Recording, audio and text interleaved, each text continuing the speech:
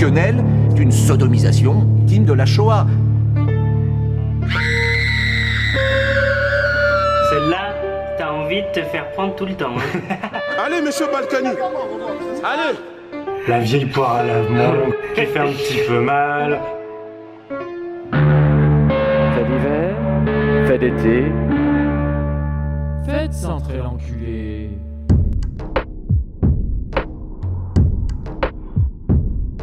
Les historiens exagèrent quand ils parlent de la violence en Normandie. Et les cruels vikings. Bon, vous allez me citer la saga du Xe siècle, écrite par le barde, Gonstrom Mangevisser.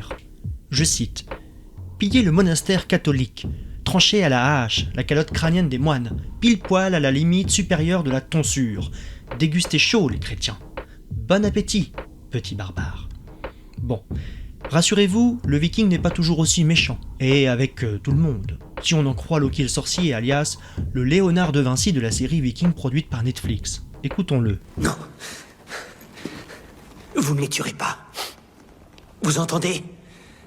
Surtout pas ici. Je vous l'interdis. Et si vous voulez quand même les tuer, il faudra commencer par moi.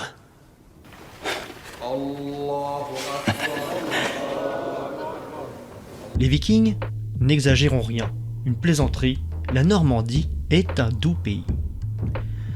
À Rouen, le 21 décembre 2015, Jean-Claude Tsengumukiza a massacré Julien Tesquet, 31 ans, et Élise Fauvel, 24 ans. La mort de Julien est abominable. Élise a été martyrisée, violée à côté du corps sans vie de son ami, puis exécutée à son tour. Quel a été son calvaire ? Tsengumukiza est resté 10 heures dans l'appartement où il a déchaîné son effroyable barbarie. Mais n'exagérons rien, gardons le sourire, la Normandie est un doux pays.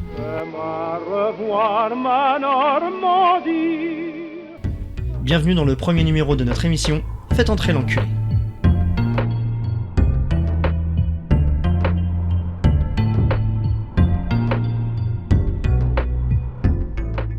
Les médias ne publient plus de vrais comptes rendus d'audience. Il n'y a plus de chroniqueurs judiciaires talentueux. Le contexte s'évapore, les enjeux sont faussés. Des journées d'expertise, de plaidoiries sont escamotées. Le but, que la France ne ressente plus ni émotion pour les victimes, ni sainte colère pour les assassins. Que la France n'ait plus conscience de l'incroyable violence qui lui est infligée. L'affaire Avril est une affaire simple, mais l'accusé est étrange. Avril n'est pas un rusto, c'est un trimardeur. Un chapardeur devenu un voleur, c'est aussi un obsédé. Retour au fait, rien que du ludique. 20 décembre 2015, nous sommes au quartier général de l'homosexualité made in Normandie, le XXL, une enseigne qui promet du gros chiffre. Peu de temps auparavant, nos amis gays célébraient la fête païenne d'Halloween. Sur le dance floor, les corps musclés enduits de lubrifiants propices au fist-fucking baignaient-ils dans la sueur ? La foule des invertis n'était-elle qu'un frottement propice aux sorcelleries turgescentes ? Qui sait ? En tout cas, ce soir d'hiver, Julien, gentil infirmier joyeux, fête son anniversaire en compagnie d'Élise, sa pote, dans cet endroit hétéro-friendly provincial. Bonsoir mes petits chats. Bonsoir maman. Bonsoir. Soyez prudents.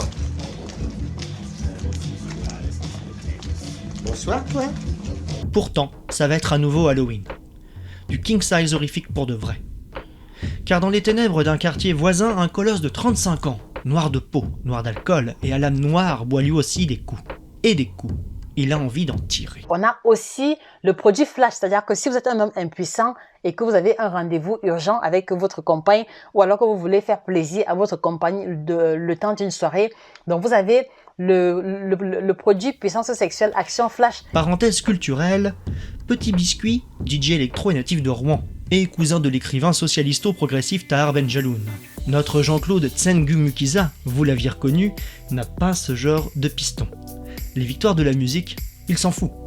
Pas de petits biscuits dans son four préchauffé à 280. Jean-Claude, il fait dans le gros gâteau au chocolat noir. 3h30 du matin, Julien et Élise zigzaguent dans la rue. Notre brave Jean-Claude les aborde et, serviable, soutient le jeune homme ivre-mort jusqu'à son appartement.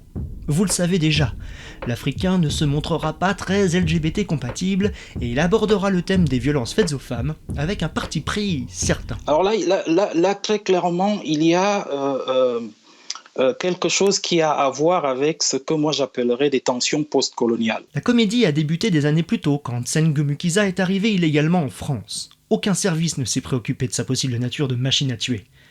Pourtant, il avait peut-être participé au génocide rwandais. Faites bien attention. Je suis une véritable machine à tuer. Je suis le fruit d'une expérience secrète du gouvernement. Si vous saviez ce que j'ai subi, ils m'ont fait des choses affreuses. Dans tous les orifices. Notre joyeux drille se livre alors à de nombreuses facéties, vol, usage de stupéfiants, suivi d'une première incarcération. Et puis, un viol sordide. Qu'est-ce que t'as, Doudou, dis donc? Monsieur, avec l'agilité d'un surdoué suédois déguisé en singe, escalade une gouttière, s'introduit dans un appartement et dans sa propriétaire. 8 ans de réclusion, il n'en fera que 6. En France, tout finit par des chansons et des remises de peine, c'est bien connu, rien que de très classique et compréhensible, soulignera son avocate quand elle évoquera cette hilarante libération anticipée. C'est pas grave, c'est pas grave. Aussi incroyable que cela puisse paraître, à ce stade de son parcours, aucune autorité ne connaît la nationalité de l'artiste. Burundi, Rwanda, Angola, lui improvise encore et toujours. C'est le roi du stand-up sous vos applaudissements. Avant le carnage, il a décliné, lors de plusieurs castings au commissariat, 13 identités, inventé 14 filiations, avancé 6 dates de naissance. Et l'homme noir a tout apporté, tout donné d'ailleurs à la terre tout entière, au monde, et n'a reçu que les insultes.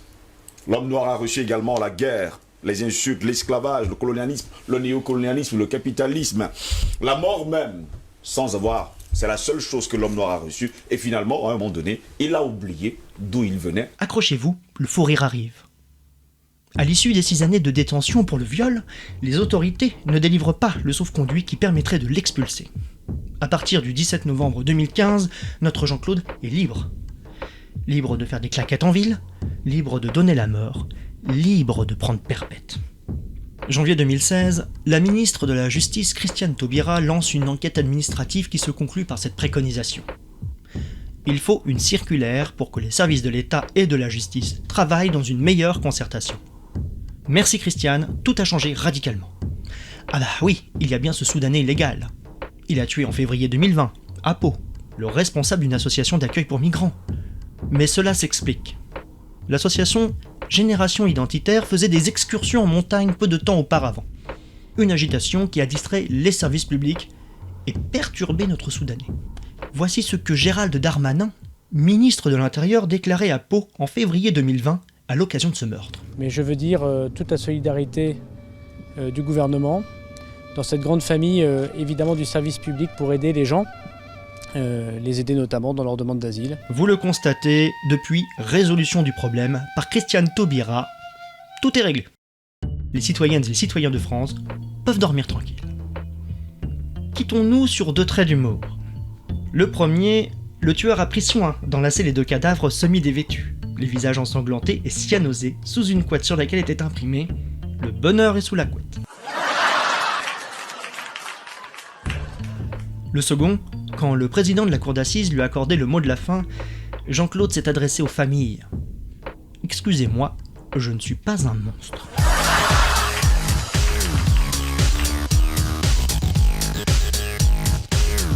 Et surtout, chers auditeurs, ne mélangeons pas tout. Certains mélanges sont dangereux, donc aucun mélange. Gérald Darmanin, toujours lors de son allocution à Pau, ville natale du bon roi Henri IV, a été très clair à ce sujet. Et je crois que sa consigne strictement respectée fera de nous des êtres humains meilleurs. Je dirais même plus, des êtres humains qui aiment les êtres humains. On t'écoute, Gérald. Mais je vous préviens, amis auditeurs, préparez votre mouchoir. Jusqu'à présent, nous étions dans l'anecdote, voici l'amour du prochain. Mais il est aussi tout à fait normal que la République soit fidèle à la vocation de la France, d'accueillir des réfugiés et de faire ce qui nous distingue d'autres pays, de le faire dans le calme, en donnant évidemment, grâce à des associations comme celle-ci, les moyens aux réfugiés, aux demandeurs d'asile, de pouvoir en toute légitimité proposer de rester sur le territoire national, et il est normal que l'administration en juge. Donc je ne voudrais surtout pas qu'en ce jour de deuil, qui est un jour de deuil pour la ville de Pau, qu'un jour de deuil pour le pays, pour la solidarité, nous mélangeons tout.